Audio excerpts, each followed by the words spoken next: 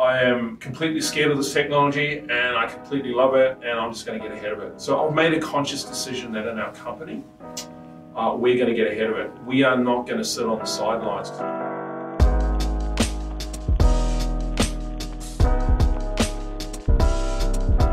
Hey, Lawrence here. Another quick take for you. Today we're talking about Chat GPT. Wow, what a roller coaster few months, hey? So I'm just going to run through where it started. I want to talk a little bit about the technology. I also want to talk about how you would implement that type of technology in your business. We're doing it. I see a pretty bright future for it. So certainly, as part of contribution, we want to talk about how we're going to do that. So let's dive in. So Chat GPT. GPT stands for Generative Pre-trained Transformer. Oh, that's a mouthful, right? Generated Pre-trained Transformer. So Chat GPT. It actually started and was founded in 2015 by some high-profile individuals. Actually, Elon Musk was one of those high-profile individuals. So I think there were 5 or 6 founders that started that originally. I guess the essence of that was, we don't want AI to take over the world and kill us. Yeah, I think that's what it was. Look, Elon Musk hasn't been shy in talking about his concerns about AI. So in 2015, they founded this non-profit organization. And then in 2019, they moved that to a for-profit organization. In 2020, they launched Chat GPT, but not to the market. They had the technology underway. And in November 25, 2022, they released it to the market. November 25, 2022. So Chat GPT is a large language model, which is closed loop, by the way. So what that means is, when you type something into the taskbar in Chat GPT, well, it doesn't go searching through the internet live at the time that you do that. And the reason why it's also so fast is because it's a closed loop. So what they do is they buy the data set and they insert the data set into the technology. So we're talking basically the English language and everything on top of that. So articles, journals, website data, and they just pull it in. And then what happens with the AI component of machine learning, it starts to learn that information and it can grow upon it, right? So look, there's what, 3 or 4 key data sets on the planet, I think. Don't quote me on that, but that's what I think it is. So that's how the platform is operating. And I've got to say, it's pretty goddamn impressive. I haven't seen technology like this before. I remember using it on the day, maybe a week or so after it was launched, on a Sunday afternoon at home in my office. And I almost fell off my chair. It was that good. I couldn't believe how fast it was. So I threw a whole bunch of scenarios at it. I asked it a whole bunch of questions. I got it to rewrite copy for me and then format new copy for me. And it was super fast and it was super accurate and it freaked me out. I remember thinking, wow, this is probably the most incredible technology I've ever seen, and we're all gonna die. I'm joking, we're not gonna die. But it's really interesting because when I look at the tech, look, it's advanced to a point that it's probably one of the first that has been released, right? Just think about where it would be though in 12 months' time when all the other players in the market will release it. So Google will have theirs, I think. There's Bard, there's Poe, there's a few other platforms. There's also a new platform called Neeva, N-E-E-V-A, which is Google 2.0. So it's a search function similar to Google. So you get all the blue links. This thing's a little bit different though. It's got some different AI tech built into the back of it. Look, I think it's pretty good. I've been using it for 30 days. I just don't think it's ready to be a default yet. So I'll probably pivot back to Google and check in with them in 3 months. But it's a pretty good search engine function.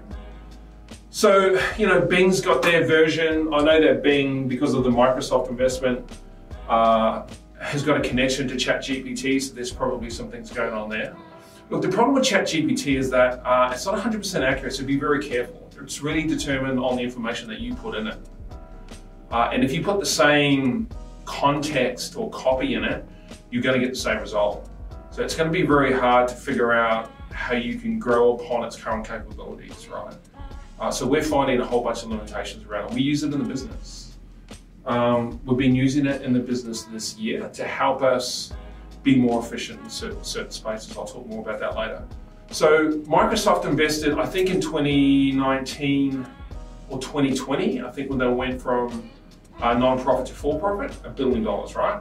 That really escalated their growth. So, they recruited a whole bunch of engineers, they locked them in the basement, turned off all the cameras, and 12 months later, they released Chat GPT to the world. Scary and great all at the same time. I want to jump up and throw my hands in the air, and then I want to lock myself in my bedroom for 6 months and cry. I'm joking. I'm not going to do that. So, and the reason I say that, though, I know that's a bit of a joke, but where's it going to go now? So, if I think about accelerated learning, right? AI has a component of accelerated learning and a closed loop and an open loop. Where's this going to be in 12 months, 24 months, 36 months? Scary. So here's what I think is going to happen. I have a little bit of a prediction. Now, look, I'm no expert, by the way, so don't hold me to this. I'm sure there's going to be tech experts out there who go, "Oh, that's just ridiculous, Lawrence. You're an idiot." No harm, no foul. No disrespect to all of those high-profile engineers. So this launched in November 25, 2022. It's already gone through quite a few stages of learning. And actually, as I'm using it and I'm throwing information in it, and it's the same data, well, I can see it rewriting it, so it's learning as it goes through the process. So there's a regenerate button in the platform. So it has different attempts at it. Those attempts are pretty good, I've got to say. So if you consider that, and then you compound that and fold it in on itself, where do you think GPT will be in 12 months from now? What happens when they take it from a closed source to an open source, where it's scanning everything in the market, every news story, the Wall Street Journal, Time Magazine, Washington Post, Bloomberg live, and it's feeding data through that platform? That's going to be crazy. There isn't any piece of information that you'll not be able to get your hands on and then recreate that and then be able to reuse that, or just use it for learning. Look, I know that universities, high schools in Australia, here in Australia and across the US, don't know what to do. So they're banning it. It's because they don't have the information, right? They're trying to figure out how they use it. And I get it, it's moving fast, so they need to slow it down a little. And that makes sense to me. But this is happening. I don't think banning it is certainly the right thing to do. Well, look, it's probably the right thing to do now. I think once they learn the platform and get their head around it, they might be able to figure out how to get ahead of it, right? So my take is this. There are other platforms in the market. So, there's Bard, Poe, like I'm using Neva as a default for now. Like I said, that has an AI component search function built into it, very similar to Google. And then I'm also using GPT, right? So I predict that in 12 to 24 to 36 months from now, GPT will be on steroids and it'll be open loop. When that happens, we'll probably see another 2 or 3 or 4 or 5, maybe half a dozen platforms as good as that hit the market. So now consumers are going to have choice. If we go back to, say, the 1990s, right, early 90s, when the internet started to get a little bit of traction, I purchased my first HP and got one of those dial-up modems. For you young people out there, you go, well, what's a dial-up modem? But that's how we used to connect to the internet. It just didn't happen. We didn't have iPhones. So it took a good 10, 15, 20, 25, 30 years to where we are today to see the growth. Here's what I think is going to happen. Chat GPT and AI and machine learning won't take 30 years. It's probably going to take 3, or maybe a third of the time. So that's the scary thing. So that's my prediction, is that we're not going to have to wait 10 years for that high-level capable AI to be in current society. I think when it happens, it's going to happen very fast. I think governments are going to need to get up to scratch very fast. Schools, universities, education providers, like we have We have a couple of online training platforms as part of our group of companies. We really have to think about what we're going to do with it. So I'll put that to one side. So that's a little bit of a Chat GPT sort of take and a little bit about the platform. What I really want to talk about is how do you incorporate it into your company? How do you commercialize it? Now that is a question. So I'm just going to run through a couple of things that we're doing. Hopefully you can pick up from that, learn some things from it, because I think this is pretty good. I am completely scared of this technology and I completely love it, and I'm just going to get ahead of it. So I've made a conscious decision that in our company, we're going to get ahead of it. We are not going to sit on the sidelines, because I think if we do, we're going to get hit, and I'm not going to allow that to happen. So I've already started to compile an AI execution document, including machine learning and all of the above. So how do we incorporate that in our business? What roles will that attain to? Now, even though we're probably going to double the size of our employee take this year, right? 2x, we'll have hopefully over 100 people in the company. And that's not going to change. And I think, are people going to lose their jobs with some of this technology? Absolutely they will. 100%. 100%. That's going to happen, but we need to retool and retrain now. So in the strategy that I'm putting together, I'm trying to figure out, in the current roles we have, who am I going to retrain? What roles can we push into an AI platform? And then what roles can we not, right? So for example, and I've been speaking about this in the company, we have document analysts. We will bring in machine learning to do that job, which will do it 10,000 times faster and more accurate than what a human would. Then what do we use the human for? So we retrain the humans around technology, and we get them to guide and drive the technology over the next 3, 5, 10 years, right? So that's what we're going to do. Let me talk to you about where we're using it. We're going to use it in automated communications to customers. And we're going to go slow though, don't go fast. My advice would be just take one step at a time. We're going to maybe insert it into Meta, and we'll let it just talk to our customers with relatively accurate and good responses that sound like a human. Right? Because at the moment, we have a human managing and talking to people on Meta, but on Friday they leave at 4:30 and they're not back till Monday morning. So what that allows us to do is to talk to our customers 24/7, 7 days a week. It's crazy, right? Like the robot doesn't need to sleep, it doesn't need to eat, it doesn't get tired, it doesn't stress out. It will continually work, and its accuracy is actually pretty good because we're testing it right now. And in some instances, it's got better recall of data that it can give to the customer more so than a human, which is super scary. So we're going to do that. So that's one little step forward. We're going to use that then. We're going to use some AI machine learning technology in terms of automation. How do we automate some of our marketing verticals? Like, we probably have about 30 different verticals inside our marketing department.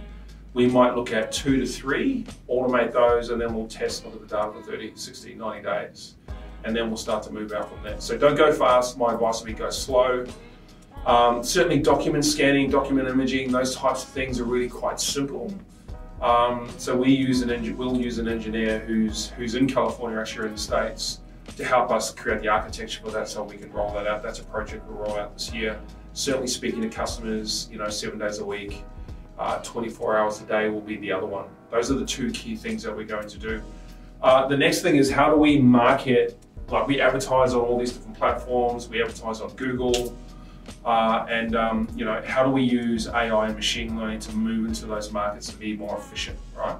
Certainly in terms of Google search functions. By the way, with Google, here's what's happened. So Larry and Sergey are back in the business. The original founders, what does that tell you?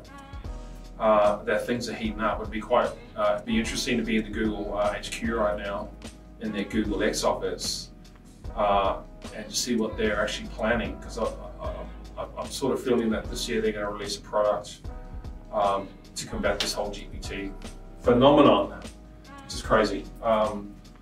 So I think they're worried about it as well. So this is real. That's just another sign that this is real. And when Microsoft invests $1 billion in something, they think this is going to be real.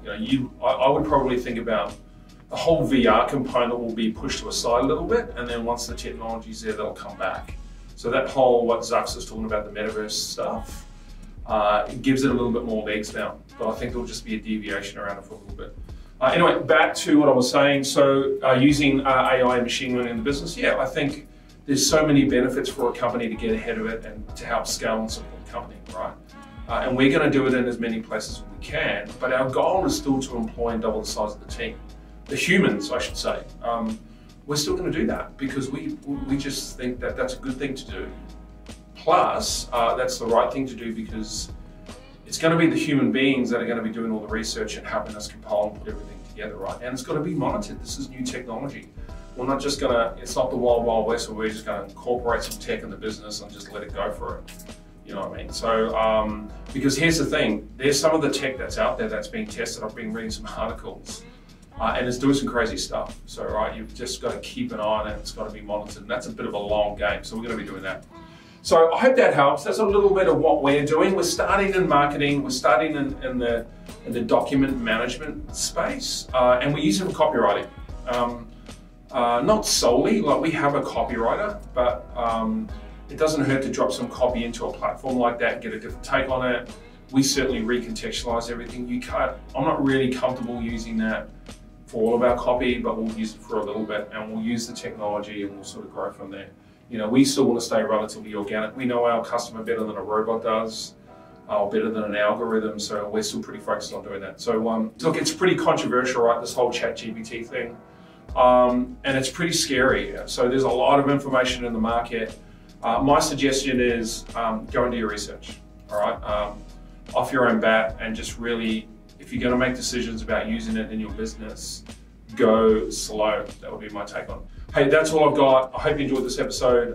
If you did, click the subscribe button, click the like button, share it with your friends. Appreciate it. Thank you for joining me. Cheers.